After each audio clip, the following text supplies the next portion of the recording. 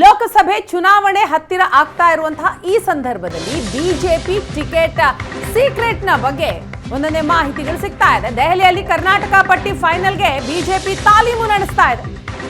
ನಿನ್ನೆ 5 ಗಂಟೆ ಚರ್ಚೆ ಆಯಿತು. ಇವತ್ತು ಮತ್ತೆ ಬಿಜೆಪಿ ಪ್ರಮುಖರ ಸಭೆ ಇದೆ. ಹೈಕಮಾಂಡ್ ಜೊತೆ ಬಿಎಸ್ವೈ ವಿಜಯೇಂದ್ರ ಚರ್ಚೆಯನ್ನು ನಡೆಸಲಿದ್ದಾರೆ.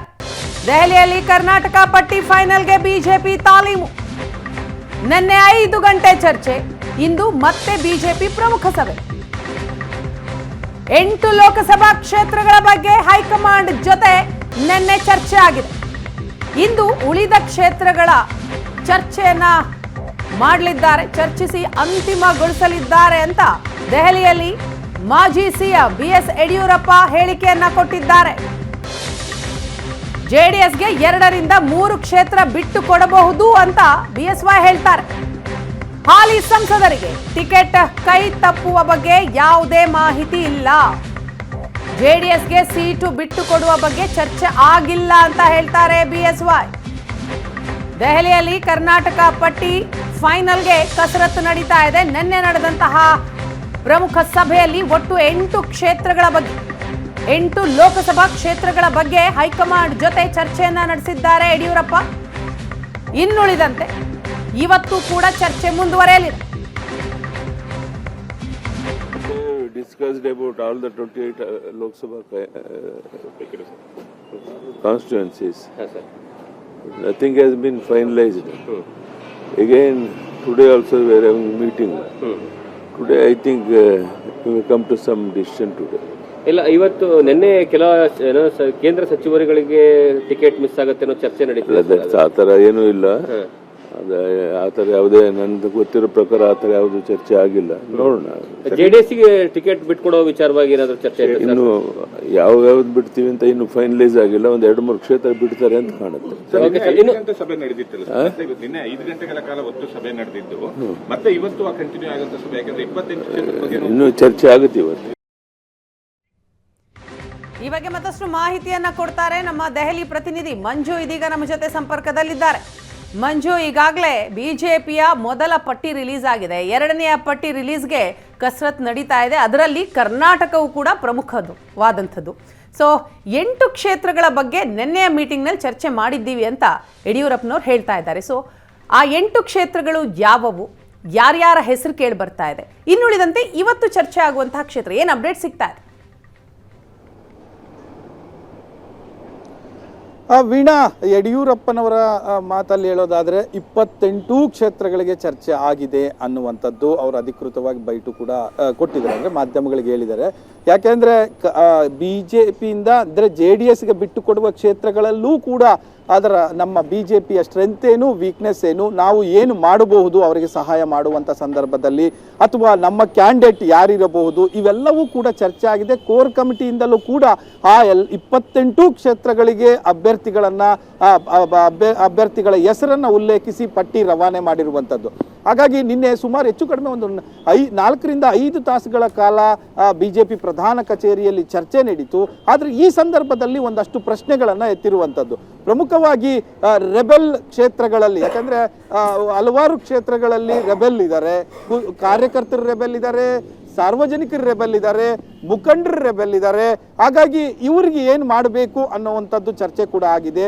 ಆದರೆ ಅಲ್ಲಿ ಒಂದು ಸಲ್ಯೂಷನ್ ಕೂಡ ಸಿಕ್ಕಿರುವಂಥದ್ದು. ಅಂದರೆ 2-3 ಸರ್ವೆಗಳನ್ನು ಮಾಡಿಸಿಕೊಳ್ಳಲಾಗಿದೆ. ಒಂದು ಪೀಪಲ್ ಸರ್ವೆ ಇರ್ಬೋದು, 2ನೇದು ಕಾರ್ಯಕರ್ತರ ನಡುವೆ ಸರ್ವೆ ಇರ್ಬೋದು, ಮತ್ತೆ ಒಂದು ಕೋರ್ ಕಮಿಟಿಯ ರಿಪೋರ್ಟ್ ಇರ್ಬೋದು. ಈ ಎಲ್ಲ ಅಂಶಗಳನ್ನು ಇಟ್ಕೊಂಡು ಚರ್ಚೆ ಆಗಿದೆ.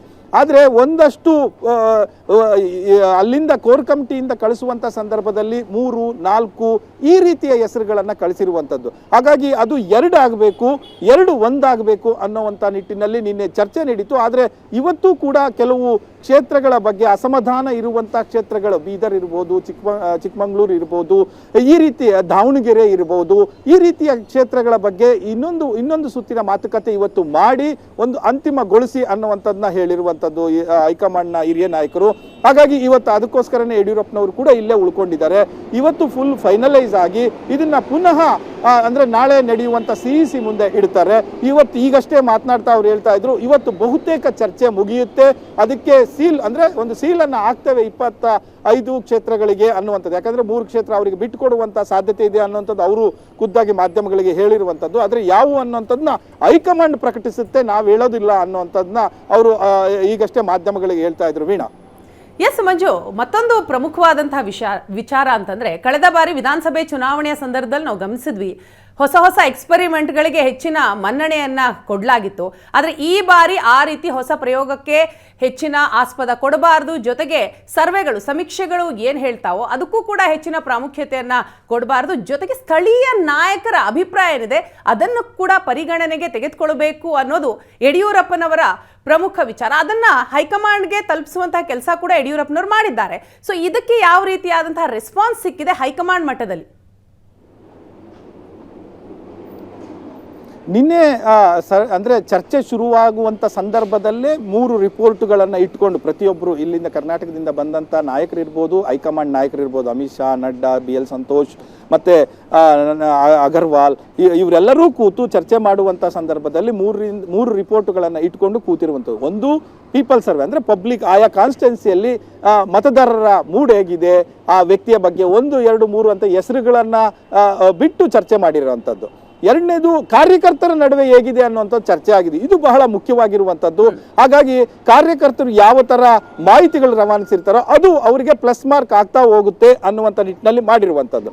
ಇನ್ನು ಇದಕ್ಕೆ ಸಂಬಂಧಪಟ್ಟ ಹಾಗೆ ಬೇರೆ ಬೇರೆ ಮಾರ್ಗಗಳಿಂದಲೂ ಕೂಡ ಅವರಿಗೆ ಮಾಹಿತಿ ತರಿಸ್ಕೊಳ್ಳಲಾಗಿದೆ.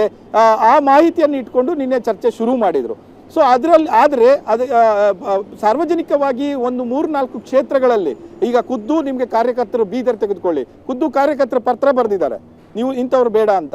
ಚಿಕ್ಕಮಂಗ್ಳೂರು ತೆಗೆದುಕೊಳ್ಳಿ, ಉಡುಪಿ ಚಿಕ್ಕಮಂಗ್ಳೂರು ತುಂಬ ಟ್ರೋಲ್ ಆಗ್ತಾ ಇದೆ, ಗೋ ಬ್ಯಾಕ್ ಟ್ರೋಲ್ ಆಗ್ತಾ ಇದೆ, ಮತ್ತು ಸೋಷಿಯಲ್ ಮೀಡಿಯಾಗಳಲ್ಲಿ ತೀವ್ರ ಪ್ರತಿರೋಧ ಹೇಳ್ತಾ ಇದ್ದಾರೆ. ಅದೇ ರೀತಿ ನೀವು ದಾವಣಗೆರೆ ತೆಗೆದುಕೊಳ್ಳಿ, ಅವ್ರಿಗೆ ಹಿರಿಯರಿಗೆ ಕೊಡೋದು ಬೇಡ, ಬೇರೆಯವರಿಗೆ ಅವಕಾಶ ಮಾಡಿಕೊಡಿ, ಅದೇ ಫ್ಯಾಮಿಲಿಗೆ ಯಾಕೆ ಕೊಡಬೇಕು, ಈ ಥರದ ಚರ್ಚೆ ಆಗ್ತಾ ಇರುವಂಥ ಕಾರಣಕ್ಕೋಸ್ಕರ ಅದನ್ನ ಪರ್ಟಿಕ್ಯುಲರ್ ಆಗಿ ನಿನ್ನೆ ಚರ್ಚೆ ಆಗಿದೆ. ಅದರ ಮುಂದುವರೆದ ಭಾಗ ಇವತ್ತು ಆಗುತ್ತೆ ಅನ್ನುವಂಥದ್ದು. ಇನ್ನೊಂದು ವಿಚಾರ ಏನಪ್ಪಾ ಅಂತ ಅಂದರೆ, ಬಹುತೇಕ ಯಾರು ಸಿಟ್ಟಿಂಗ್ ಇದ್ದಾರೆ ಅದರಲ್ಲಿ ಬಹುತೇಕರಿಗೆ ಸೀಟ್ ಸಿಗುತ್ತೆ. ಚೇಂಜ್ ಆದರೆ ಒಂದು 4ರಿಂದ 3ರಿಂದ 4 ಕ್ಷೇತ್ರಗಳಿಗೆ ಚೇಂಜ್ ಆಗಬಹುದು ಅಂತ ಹೇಳಲಾಗ್ತಾ ಇರೋದು. ಇವತ್ತು ಜೊತೆಗೆ 8 ಕ್ಷೇತ್ರಗಳ ಬಗ್ಗೆ ನಿನ್ನೆ ಚರ್ಚೆ ಆಯಿತು. ಆ 8 ಕ್ಷೇತ್ರಗಳು ಯಾವುವು, ಅದರ ಬಗ್ಗೆ ಏನಾದರೂ ಇನ್ಫಾರ್ಮೇಶನ್ ಇದೆಯಾ? ಅಲ್ಲ, ಎಲ್ಲ ಕ್ಷೇತ್ರಗಳ ಬಗ್ಗೆಯೂ ಚರ್ಚೆ ಆಗಿದೆ ಅನ್ನುವಂಥದ್ದು ಪ್ರಮುಖವಾಗಿ. ಅಲ್ಲಿ ಏನು ರೆಬಲ್ ಇರುವಂಥದ್ದು 5 ಕ್ಷೇತ್ರಗಳು ಅಂತ ನಾವೇನಂದ್ರೆ ಬೀದರ್ ಹೇಳಿದೆ, ದಾವಣಗೆರೆ ಹೇಳಿದೆ, ಮತ್ತು ಉಡುಪಿ ಚಿಕ್ಕಮಂಗ್ಳೂರು ಹೇಳಿದೆ. ಅದೇ ರೀತಿ ಬೆಂಗಳೂರು ನಾರ್ತ್ದು ಒಂದು ರೀತಿಯ ಡಿಫ್ರೆಂಟು, ಯಾರೋ ಬೇರೆಯವರು ಬಂದು ಅಲ್ಲಿ ನಿಲ್ಲಬೇಕು ಅನ್ನೋಂಥ ಪ್ರಯತ್ನಗಳಿರ್ಬೋದು. ಸೊ ಇದು ಬೆಳಗಾವಿ ಪ್ರಮುಖವಾಗಿ, ಯಾಕಂದರೆ ಅಲ್ಲಿ ಆಕಾಂಕ್ಷಿಗಳು ಜಾಸ್ತಿ ಇದ್ದಾರೆ ಅನ್ನೋಂಥ ಕಾರಣಕ್ಕೆ ಬೆಂಗಳೂರು ಉತ್ತರ ಮತ್ತು ಬೆಳಗಾವಿ ಆಕಾಂಕ್ಷಿಗಳು ಜಾಸ್ತಿ ಇದ್ದಾರೆ. ಮತ್ತು ಹೈಕಮಾಂಡು ಕೆಲವರಿಗೆ ಅಂದರೆ ಮಾತು ಕೊಟ್ಟಿತ್ತು, ಅಲ್ಲಿ ನಿಮಗೆ ಅವಕಾಶ ಮಾಡಿಕೊಡ್ತೇವೆ ಅನ್ನುವಂಥದ್ದು. ಈ ಸಂದರ್ಭದಲ್ಲಿ ಅದನ್ನು ಮಾಡ್ತಾರಾ ಅನ್ನುವಂಥದ್ದು. ಮತ್ತೆ ಮೊನ್ನೆ ಕಳೆದ 2 ದಿನಗಳ ಹಿಂದೆ ನಡ್ಡಾ ಅವರು ಬೆಳಗಾವಿಗೆ ಭೇಟಿ ನೀಡಿದಂಥ ಸಂದರ್ಭದಲ್ಲಿ ಮಂಗಳ ಅಂಗಡಿಯವರ ನಿವಾಸಕ್ಕೆ ಹೋಗಿದ್ರು. ಆ ಸಂದರ್ಭದಲ್ಲಿ 1-to-1 ಮಾತುಕತೆ ಆಗಿತ್ತು. ಆ ಸಂದರ್ಭದಲ್ಲಿ ಮಂಗಳ ಅಂಗಡಿಯವರು ಕೂಡ ಒಂದು ಬೇಡಿಕೆ ಇಟ್ಟಿದ್ರು, ಈ ಬಾರಿ ಟಿಕೆಟ್ ಕೊಡುವಂಥ ಸಂದರ್ಭದಲ್ಲಿ ನನ್ನ ಮಗಳ ಹೆಸರನ್ನು ಪರಿಗಣಿಸಬೇಕು ಅನ್ನುವಂಥದ್ದು. ಅದು ಕೂಡ ನಿನ್ನೆ ಚರ್ಚೆ ಆಗಿರುವಂಥದ್ದು. ಈ ಇಂಥವನ್ನ ಪಿಕ್ ಮಾಡಿ ಚರ್ಚೆ ಮಾಡಲಾಗಿದೆ. ಸೊ ಇವತ್ತು ಅದಕ್ಕೆ ಅಂತಿಮ ರೂಪ ಕೊಡುವಂಥ ಕೆಲಸ ಆಗುತ್ತೆ. ಥ್ಯಾಂಕ್ ಯು ಮಂಜು ತಮ್ಮ ಮಾಹಿತಿಗಾಗಿ.